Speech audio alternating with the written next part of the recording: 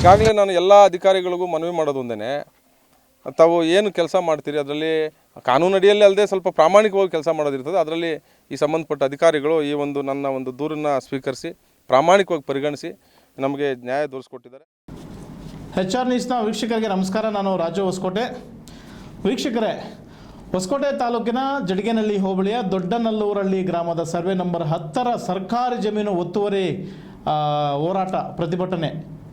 ಇದಕ್ಕೆ ಇವತ್ತು ಮುಕ್ತಿ ಸಿಕ್ಕಿದೆ ಅಂತ ಹೇಳಿದ್ರೆ ತಪ್ಪಾಗಲಾರ್ದು. ಯಾಕಂತಂದರೆ ಸತತವಾಗಿ ಕಳೆದ 1 ವರ್ಷಗಳಿಂದ ಕರ್ನಾಟಕ ಮಹಾಜನಸೇನೆ ಸರ್ಕಾರಿ ಜಮೀನು ಒತ್ತುವರಿ ವಿಚಾರವಾಗಿ ಏನೋ ಖಾಸಗಿ ಬಿಲ್ಡರ್ಗಳು VR ಬಿಲ್ಡರ್ಸ್ ಅಂತ ಏನು ಕರಿತೀರಿ, ಖಾಸಗಿ VR ಬಿಲ್ಡರ್ನವರು ಸುಮಾರು 4 ಎಕರೆ ಜಮೀನನ್ನು ಅಕ್ರಮವಾಗಿ ಒತ್ತುವರಿ ಮಾಡಿಕೊಂಡಿರೋ ವಿಚಾರವಾಗಿ ದೊಡ್ಡನಲ್ಲೂರಹಳ್ಳಿ ಗ್ರಾಮದ ಜನ ಕರ್ನಾಟಕ ಮಹಾಜನಸೇನೆಗೆ ಮೊರೆ ಹೋಗಿ ಕಳೆದ ಸುಮಾರು 1 ವರ್ಷಗಳಿಂದ ಪ್ರತಿಭಟನೆ, ಸರ್ವೆ ಕಾರ್ಯಕ್ರಮ ಅದು ಇದು ಅಂತ ನಡೀತಾನೆ ಇತ್ತು. ಆದರೆ ಇವತ್ತು ಆ ಒಂದು ಕಾರ್ಯಕ್ಕೆ ಫುಲ್ ಸ್ಟಾಪ್, ಅಂದರೆ ಇವತ್ತು ಜಯ ಸಿಕ್ಕಿದೆ.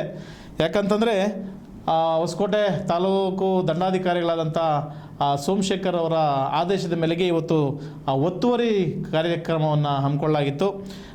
ಏನು ಸುಮಾರು 4 ಎಕರೆ ಜಾಗವನ್ನು ಒತ್ತುವರಿ ಮಾಡಿಕೊಂಡಿದ್ರು ಖಾಸಗಿ ಬಿಲ್ಡರ್ಗಳು ಮತ್ತು ಅಕ್ಕಪಕ್ಕದವರೆಲ್ಲ ಸೇರಿ ಸರ್ಕಾರಿ ಜಾಗವನ್ನು ಒತ್ತುವರಿ ಮಾಡಿಕೊಂಡಿದ್ರು. ಈ ವಿಚಾರವಾಗಿ ಇವತ್ತು ಏನು ತಹಸೀಲ್ದಾರ್ ಆದೇಶದ ಮೇಲೆಗೆ ರಾಜಸ್ವ ನಿರೀಕ್ಷಕರು, ವಿಲೇಜ್ ಅಕೌಂಟೆಂಟು ಮತ್ತು ಪಂಚಾಯಿತಿ ಅಭಿವೃದ್ಧಿ ಅಧಿಕಾರಿಗಳು ಎಲ್ಲ ಒಟ್ಟಾಗಿ ಸೇರಿ ಇವತ್ತು ಏನು ಒತ್ತುವರಿಯಾಗಿದ್ದಂಥ ಜಾಗವನ್ನು ತೆರವು ಮಾಡಲಾಯಿತು. ಈ ವಿಚಾರವಾಗಿ ಕರ್ನಾಟಕ ಮಹಾಜನಸೇನೆಯ ರಾಜ್ಯಾಧ್ಯಕ್ಷರಾದ ಡಾಕ್ಟರ್ MV ಮಂಜುನಾಥ್ರವರು ಸಂತಸವನ್ನು ವ್ಯಕ್ತಪಡಿಸಿದ್ದಾರೆ. ಏನೋ ಸತತವಾಗಿ 1 ವರ್ಷಗಳಿಂದ ಹೋರಾಟ ಮಾಡ್ತಾ ಇದ್ದೀವಿ, ಆದರೆ ಇವತ್ತು ಹೋರಾಟಕ್ಕೆ ಜಯ ಸಿಕ್ಕಿದೆ. ಕೆಲವರೆಲ್ಲ ನನ್ನ ಮೇಲೆ ಮಾನನಷ್ಟ ಮೊಕದ್ದಮೆ ಹಾಕಿದ್ರು, ಏನೋ ಖಾಸಗಿ ಬಿಲ್ಡರ್ಗಳು ಹಾಕಿದ್ರು, ಅಕ್ಕಪಕ್ಕದವರಲ್ಲೂ ಏನೇನೋ ಅವಾಚ್ಯ ಶಬ್ದಗಳಿಂದ ಧಮಕಿ ಹಾಕಲು, ಬೆದರಿಕೆ ಹಾಕುವಂಥ ಒಂದು ಪ್ರಯತ್ನಗಳನ್ನು ಮಾಡಿದರು. ಆದರೂ ಕೂಡ ಎಗ್ಗಿಲ್ಲದೆ, ನಾನು ಕುಗ್ಗದೆ ಸತತವಾಗಿ 1 ವರ್ಷಗಳ ಕಾಲ ಹೋರಾಟ ಮಾಡಿದ್ದಕ್ಕೆ ಇವತ್ತು ಸರ್ಕಾರದ ಬೊಕ್ಕಸಕ್ಕೆ ಸುಮಾರು 4 ಎಕರೆ ಜಾಗವನ್ನು ಉಳಿಸಿಕೊಟ್ಟಿದ್ದೇನೆ. ಇದು ಸರಿಸುಮಾರು 3 ರಿಂದ 4 ಕೋಟಿ ಈ ಒಂದು ಎಕರೆ ಜಮೀನು, 3 ರಿಂದ 4 ಕೋಟಿ ಬೆಲೆ ಬಾಳುವ ಒಂದು ಎಕರೆ ಜಮೀನು. ಆದರೆ 4 ಎಕರೆ ಜಮೀನನ್ನು ಇವತ್ತು ಸರ್ಕಾರದ ಬೊಕ್ಕಸಕ್ಕೆ ಉಳಿಸ್ಕೊಟ್ಟಿದ್ದೀವಿ ಅಂತ ಸಂತಸವನ್ನು ವ್ಯಕ್ತಪಡಿಸಿದ್ದಾರೆ. ಅವ್ರು ಏನು ಮಾತನಾಡಿದ್ದಾರೆ ಅಂತ ನೋಡೋಣ ಬನ್ನಿ. ನೋಡಿ, ಈಗ ಸರ್ಕಾರಿ ಜಾಗ ಗೋಮಾಳ ದೊಡ್ಡನಲ್ಲೂರಹಳ್ಳಿ ಗ್ರಾಮ ಹೊಸಕೋಟೆ ತಾಲೂಕಲ್ಲಿ ಸರ್ವೆ ನಂಬರ್ 10ರಲ್ಲಿ 75 ಎಕರೆ ಜಾಗ ಇರಬೇಕಿತ್ತು. ಇವತ್ತಿಗೆ 25 ಎಕರೆ ಉಳ್ಕೊಂಡಿದೆ. ಅದರಲ್ಲಿ 4-5 ಎಕರೆ ಅಕ್ಕಪಕ್ಕದವರೆಲ್ಲ ಇದರಲ್ಲಿ ಅಕ್ವೈರ್ ಮಾಡ್ಕೊಂಡಿದ್ರು. ಅದಕ್ಕೆ ಸಂಬಂಧಪಟ್ಟಂಥ ದಾಖಲೆಗಳು ಕೂಡ ನಮ್ಮ ಹತ್ರ ಇದೆ. ಆ ಗ್ರಾಮಸ್ಥರು ಬಂದು ಕರ್ನಾಟಕ ಮಹಾಜನಸೇನೆಗೆ ದೂರು ಕೊಟ್ಟಾಗ ನಾವು ಅದನ್ನು ಸಂಪೂರ್ಣವಾಗಿ ದಾಖಲೆ ಸಮೇತ ತೊಗೊಂಡಾಗ ನಾವು ಅದನ್ನು ಕಾನೂನುಬದ್ಧವಾಗಿ ಮಾನ್ಯ ದಂಡಾಧಿಕಾರಿಗಳಿಗೆ ದೂರು ಕೊಟ್ಟಿದ್ವಿ. ಆಗಾಗಲೇ ನಾವು 2 ಸರಿ 3 ಸರಿ ಸರ್ವೆ ಮಾಡಿದರು. ಮೊದಲೇ ಕೂಡ ನಾವು ಬರೋಕ್ಕೆ ಮುಂಚೆನೇ ಸರ್ವೆ ಮಾಡಿದರು. ನಾವು ಕೂಡ ಅದನ್ನು ಕಾನೂನುಬದ್ಧವಾಗಿ ಸಂಬಂಧಪಟ್ಟಂಥ ಅಧಿಕಾರಿಗಳು ಇಟ್ಕೊಂಡು RI ಇರ್ಬೋದು, VA ಇರ್ಬೋದು, ಸರ್ವೆ ಡಿಪಾರ್ಟ್ಮೆಂಟ್ ಅವರೆಲ್ಲರೂ ಕೂಡ ಸೇರಿಸಿ ನಾವು ಸರ್ವೆ ಮಾಡಿಸಿದ್ವಿ. ಹೌದು, ಈ ಗೋಮಾಳ ಸ್ವಲ್ಪ ಕಾಲುವೆಗಳೆಲ್ಲ ಒತ್ತುವರಿ ಆಗಿರೋದು ನಿಜ ಅಂತ ನಮಗೆ ಮಾಹಿತಿ ಕೊಟ್ಟಿದ್ದರು. ಅದನ್ನು ಜಾರಿ ಮಾಡಲಿಕ್ಕೆ ಲೇಟ್ ಆಗಿತ್ತು. ಕೆಲವು ಗೊಂದಲಗಳಿದ್ದ, ಕೆಲವು ಈ ಅಧಿಕಾರಿಗಳು ಬ್ಯುಸಿ ಇರೋದ್ರಿಂದ ಸ್ವಲ್ಪ ಲೇಟ್ ಆಗಿತ್ತು. ಅದನ್ನು ಸಂಪೂರ್ಣವಾಗಿ ಇವತ್ತು ಏನು 4 ಎಕರೆಗಿಂತ ಹೆಚ್ಚುವರಿ ಅಕ್ಕಪಕ್ಕದ ಜಮೀನಿನವರು ಮತ್ತು ಬಡಾವಣೆಯವರು ಎಲ್ಲ ಕೆಲವೊಂದು ಜಾಗದಲ್ಲಿ ಒತ್ತುವರಿ ಆಗಿದೆ ಅಂತೇಳಿ ಅವ್ರು ಸ್ಪಷ್ಟಪಡಿಸಿದ್ರು. ಅದನ್ನು ತೆರವುಗೊಳಿಸೋದಕ್ಕೆ ಇವತ್ತು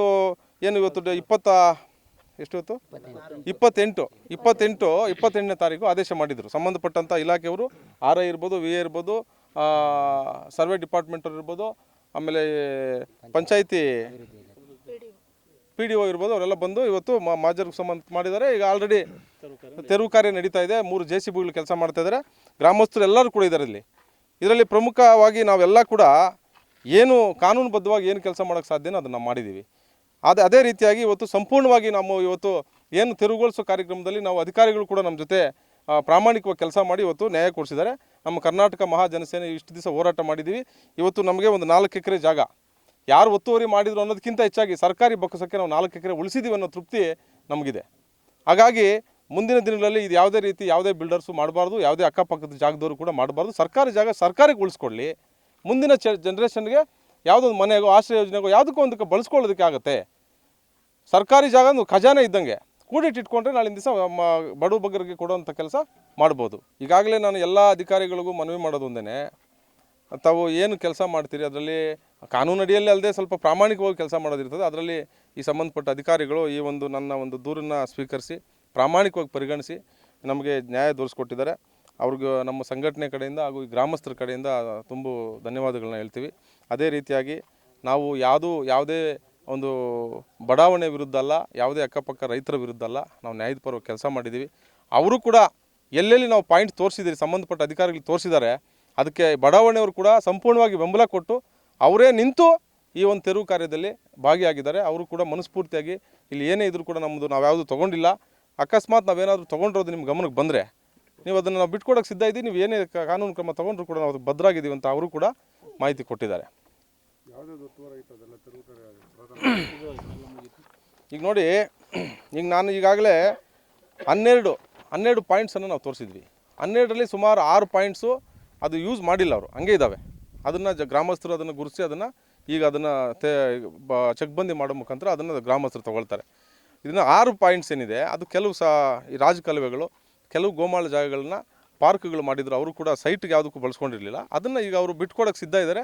ಈ ಗ್ರಾಮಸ್ಥರೆಲ್ಲ ಅದನ್ನು ಅವ್ರ ಜೊತೆ ಮಾತಾಡಿ ಆ ಪಾರ್ಕ್ ಇದ್ದರೆ ಒಳ್ಳೇದು ಅನ್ನೋದಾದ ಅವರು ತೀರ್ಮಾನ ಮಾಡಿದ್ರೆ ನನ್ನ ಕೆಲಸ ಮುಗೀತದೆ. ಯಾಕಂದರೆ ನಾವು ಒಂದು ಸಂಘಟನೆ ಅಂತ ಒಂದು ಕಾರ್ಯಕ್ಕೆ ಒಂದು ಕೆಲಸಕ್ಕೆ ಕೈ ಹಾಕಿದಾಗ ಗ್ರಾಮಸ್ಥರ ಸಹಕಾರನೂ ಮುಖ್ಯ. ಇವತ್ತು ಕಾನೂನು ರೀತಿ ಇವತ್ತು ನಾನು ಏನು ಆರೋಪ ಮಾಡಿದ್ದೆ ಅದನ್ನು ನಾನು ಇವತ್ತು ಅಧಿಕಾರಿಗಳ ಮುಖಾಂತರ ಕಾನೂನುಬದ್ಧವಾಗಿ ನಾನು ಆದೇಶ ಹೊರಡಿಸಿದ್ದೀನಿ. ಇನ್ನು ಉಳಿದಿದ್ದೇನಿದ್ರು ಸಂಬಂಧಪಟ್ಟ ಗ್ರಾಮಸ್ಥರಿಗೆ ಅವರು ಪ್ರತಿಯೊಂದು ಒಗ್ಗಟ್ಟಾಗಿ ಅದನ್ನು ಉಳಿಸ್ಕೊಂಡು ನೆಕ್ಸ್ಟ್ ಯಾವ ರೀತಿ ಬಳಸ್ಕೋಬೇಕು ಅನ್ನೋದನ್ನು ಆ ಗ್ರಾಮಸ್ಥರು ಡಿಸೈಡ್ ಮಾಡಬೇಕಾಗ್ತದೆ. ಹಾಗಾಗಿ ಕರ್ನಾಟಕ ಮಹಾಜನಸೇನೆ ಈ ಒಂದು ಹೋರಾಟದಲ್ಲಿ 100% ಪ್ರಾಮಾಣಿಕವಾಗಿ ಕೆಲಸ ಮಾಡಿ ನಾವು ಜಯವನ್ನು ಸಾಧಿಸಿದ್ದೀವಿ.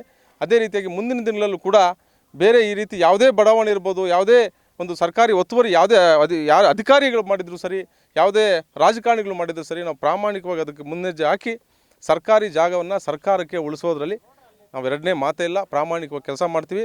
ಸಾರ್ವಜನಿಕರು ಕೂಡ ನನಗೆ ಸಹಕಾರ ಕೊಡಬೇಕು, ನನಗೆ ಬೆಂಬಲವಾಗಿ ನಿಲ್ಲಬೇಕು ಅಂತೇಳಿ ನಾನು ಈ ಮೂಲಕ ತಿಳಿಸ್ತಾ ಇದ್ದೀನಿ. ಈ ಉಳಿದಂಥ ಇಲ್ಲಿ 25 ಎಕರೆ ಗೋಮಾಳ ಏನಿದೆ, ಸರ್ವೆ ನಂಬರ್ 10ರಲ್ಲಿ ಉಳಿಕೆ 25 ಎಕರೆ ಇದೆ. ಆ 25 ಎಕರೆಯಲ್ಲಿ 10 ಎಕರೆ ಸಂಬಂಧಪಟ್ಟಂಥ ಹಳ್ಳಿವರೆಗೆ ಯಾವುದೇ ಜಾತಿ ಧರ್ಮ ನೋಡದೆ, ಯಾರಿಗೆ ಮನೆಗಳ ಅನುಕೂಲ ಇಲ್ಲ, ಯಾರಿಗೆ ಆರ್ಥಿಕವಾಗಿ ಹಿಂದುಳಿದಿದ್ದಾರೆ ಅವ್ರನ್ನ ಜಾತಿ ಧರ್ಮ ನೋಡ್ದಿರಾ ಅವ್ರಿಗೆ ಆಶ್ರಯ ಯೋಜನೆಯಲ್ಲಿ ಮನೆಗಳ ವ್ಯವಸ್ಥೆ ಮಾಡಿಕೊಡ್ಬೇಕಂತೇಳಿ ನಾನು ಈಗಾಗಲೇ ಮಾನ್ಯ ಜಿಲ್ಲಾಧಿಕಾರಿಗಳಿಗೆ ಸಂಬಂಧಪಟ್ಟ ಇಲಾಖೆಗಳಿಗೆ ಮನವಿ ಕೊಟ್ಟಿದ್ದೀವಿ. ಅದಾದಷ್ಟು ಬೇಗ ಈ ಒಂದು ಗ್ರಾಮವನ್ನು ಒಂದು ಗುರುತಿಸಿ ಇಲ್ಲಿ ಊರಲ್ಲಿ ಯಾರು ಆರ್ಥಿಕವಾಗಿ ಹಿಂದುಳಿದಿದ್ದಾರೆ, ಅದು ಯಾವುದೇ ಜಾತಿ ಧರ್ಮ ಆಗಿದ್ದರೂ ಕೂಡ ಆ ಹಿಂದುಳಿದಂಥವ್ರಿಗೆ ಮನೆ ವ್ಯವಸ್ಥೆಗೆ ಆಶ್ರಯ ಯೋಜನೆಯಲ್ಲಿ ವ್ಯವಸ್ಥೆ ಮಾಡಬೇಕಂತೇಳಿ ನಾನು ಈಗಾಗಲೇ ಲೆಟ್ರ್ ಕೊಟ್ಟಿದ್ದೀನಿ. ಅದು ಆದಷ್ಟು ಬೇಗ ಸಂಬಂಧಪಟ್ಟ ಅಧಿಕಾರಿಗಳು ಆದಷ್ಟು ಬೇಗ ಅದ್ರ ಬಗ್ಗೆ ಕ್ರಮ ತೊಗೊಂಡು ನೊಂದಂಥವ್ರಿಗೆ ಅಥವಾ ಮನೆ ಇಲ್ದಂಥವ್ರಿಗೆ ಮನೆ ಕೊಡಿಸೋಂಥ ಕೆಲಸ ಮಾಡಬೇಕು. ಇದನ್ನು ನಿರಂತರವಾಗಿ ನಾವು ಫಾಲೋಅಪ್ ಮಾಡ್ತಾಯಿದ್ದೀವಿ. ಅಧಿಕಾರಿಗಳು ಕೂಡ ಇದಕ್ಕೆ ಸಹಕರಿಸಿ ಆದಷ್ಟು ಬೇಗ ಕೆಲಸ ಮಾಡಬೇಕು ಅಂತ ನಾನು ಮನವಿ ಮಾಡ್ತೀನಿ. ನೋಡಿದ್ರಲ್ಲ ವೀಕ್ಷಕರೇ, ಕರ್ನಾಟಕ ಮಹಾಜನಸೇನೆಯ ರಾಜ್ಯಾಧ್ಯಕ್ಷರಾದ MV ಮಂಜುನಾಥ್ರವರು ಈ ಸರ್ಕಾರಿ ಜಾಗದ ಒತ್ತುವರಿ ತೆರವು ಬಗ್ಗೆ ಸಾಕಷ್ಟು ಮಾತನಾಡಿದರು. ಅದೇ ರೀತಿ ಏನೋ ಅತಿ ಶೀಘ್ರದಲ್ಲಿ ಈ ಜಾಗವನ್ನು ಈ ಗ್ರಾಮದಲ್ಲಿರ್ತಕ್ಕಂಥ ಬಡವರಿಗೆ, ದಲಿತರಿಗೆ, ಅದು ಯಾವುದೇ ಸಮುದಾಯದ, ಅದು ಯಾವುದೇ ಜಾತಿಯ ಬಡವರಿಗೆ, ನಿವೇಶನ ಇರ್ತಕ್ಕಂಥವರಿಗೆ, ಮನೆಗಳಿಲ್ಲಿರ್ತಕ್ಕಂಥವರಿಗೆ ಈ ಜಾಗವನ್ನು ಅತಿ ಶೀಘ್ರದಲ್ಲಿ ಮಂಜೂರು ಮಾಡಬೇಕು ಅಂತ ಮನವಿ ಕೂಡ ಮಾಡಿದ್ದಾರೆ. ಸೊ ಅದೇ ರೀತಿ ಗ್ರಾಮದ ಗ್ರಾಮದ ಯುವಕ ಬಸವರಾಜರವರು ಕೂಡ ಸತತವಾಗಿ ಕರ್ನಾಟಕ ಮಹಾಜನಸೇನೆ ಜೊತೆ ಹೊಂದಾಣಿಕೆ ಮಾಡಿಕೊಂಡು ಇವರ ಕಷ್ಟಗಳನ್ನು ಅವ್ರ ಜೊತೆ ಹೇಳಿಕೊಂಡು ಅವ್ರ ಜೊತೆ ಇವರು ಕೂಡ ಬಸವರಾಜ್ ಅವರು ಕೂಡ ಸತತವಾಗಿ ತೊಡ್ಕೊಂಡು ಹೋರಾಟದಲ್ಲಿದ್ದರು. ಸೊ ಇವತ್ತು ಅವ್ರಿಗೂ ಸಹ ಖುಷಿಯಾಗಿದೆ. ಈ ಒಂದು ದಿನವನ್ನು ನಾವು ಯಾವತ್ತೂ ಮರೆಯಲಿಕ್ಕಾಗಿಲ್ಲ. ಅದೇ ರೀತಿ ಕರ್ನಾಟಕ ಮಹಾಜನಸೇನೆ ರಾಜ್ಯಾಧ್ಯಕ್ಷರಾದ MV ಮಂಜುನಾಥ್ರವರನ್ನು ನಾವು ಯಾವತ್ತೂ ಮರೆಯೋಂಗಿಲ್ಲ. ಯಾಕಂದರೆ ನಮ್ಮ ಋಣ ಅವ್ರ ಮೇಲಿದೆ. ಯಾಕಂದರೆ ಅಷ್ಟೊಂದು ನಮಗೆ ಸಹಕಾರವನ್ನು ಕೊಟ್ಟಿದ್ದಾರೆ ಅಂತ ಕೂಡ ಮಾತನಾಡಿದ್ದಾರೆ. ಸೊ ಅವ್ರು ಏನು ಮಾತನಾಡಿದ್ದಾರೆ ಅಂತ ನೋಡಿ ಬನ್ನಿ.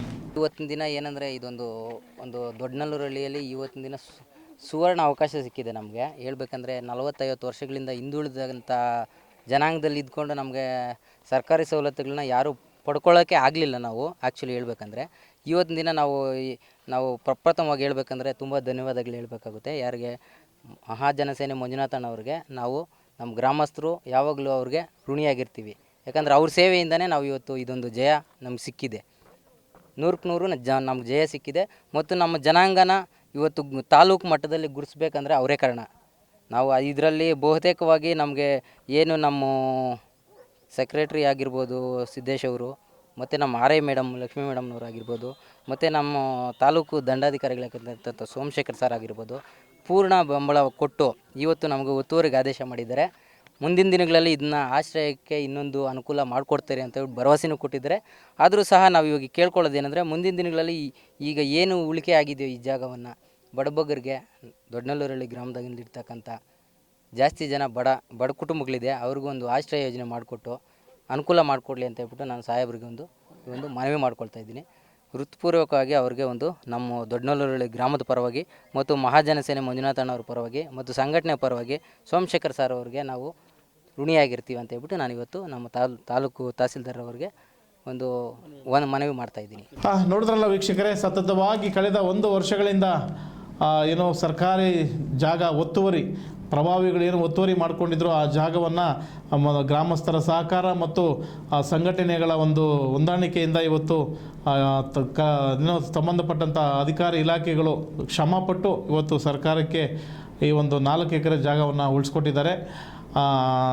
ಈ ಮುಂದಿನ ದಿನಗಳಲ್ಲಿ ಯಾವುದೇ